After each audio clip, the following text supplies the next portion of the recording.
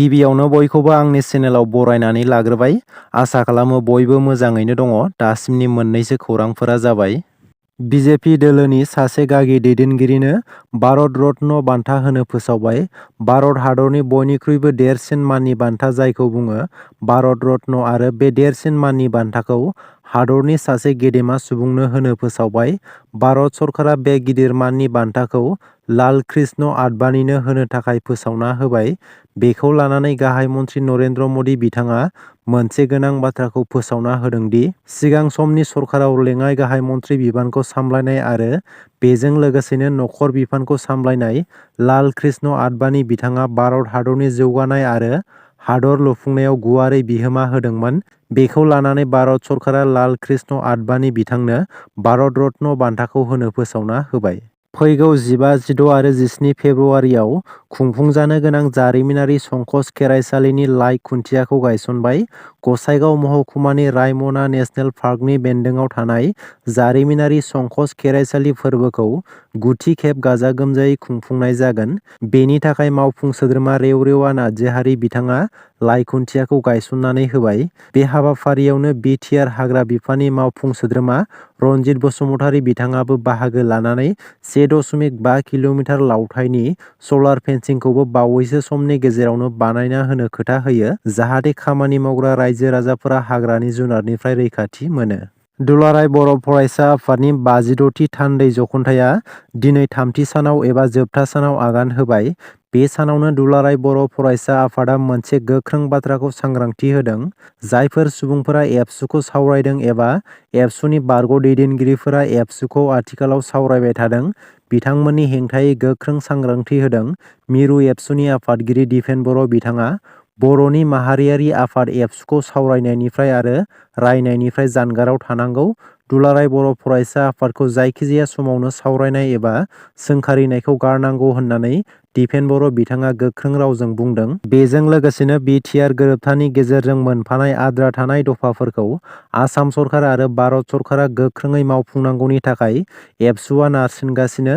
बेनि अनगायैबो कार्बि आंलंनि बर'फोरनि एस.टि. हिल्स मर्यादा मोनथाय मोननांगौनि आद्रा थानाय खामानिखौबो थाबैनो मावफुंनांगौ होननानै दिपेन बर' बिथाङा बुंबावदों।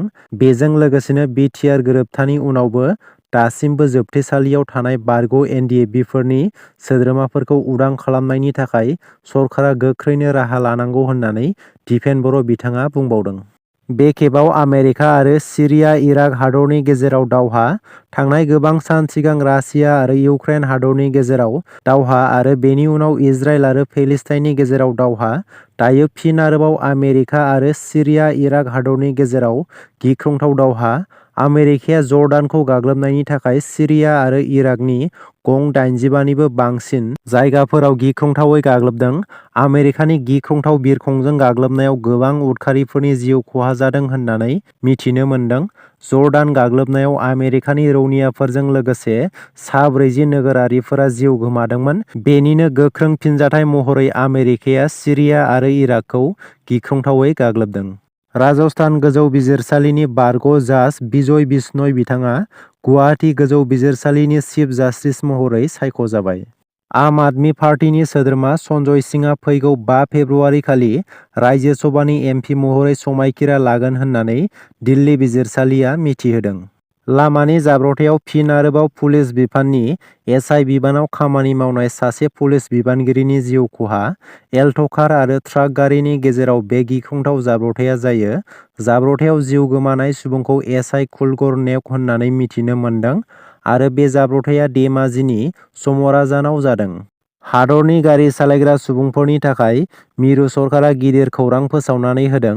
टेक्सि आरो ट्राक ड्राइभारफोरनि थाखाय मदि सरकारा मोजां खौरां लानानै फैदों। गोबां रोजा कौटि रांनि आसनि फोसावना होदों।